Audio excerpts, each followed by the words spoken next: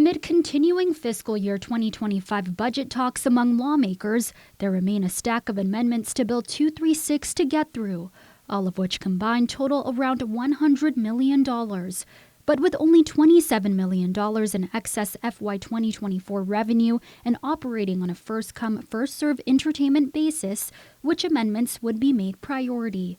Senator Chris Duenas making a motion not to entertain any appropriations in Chapter 11, identifying FY 24 excess or FY 25 projected excess revenue, a move he says seeks to vet the true priority of the government.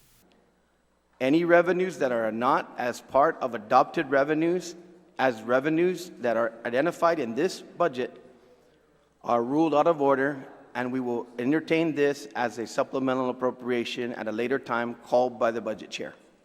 However, Duenas' motion making exceptions for certain amendments. There are some that we adopted in the revenues that were adopted earlier as part of the budget. Those should be in play because we adopted them as part of the budget.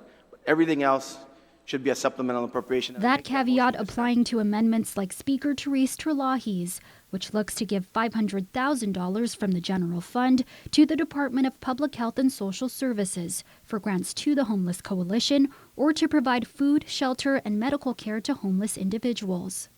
This was money being redirected from salaries at OHAP to these direct services for the homeless, Mr. Chair. So I ask for support for this amendment.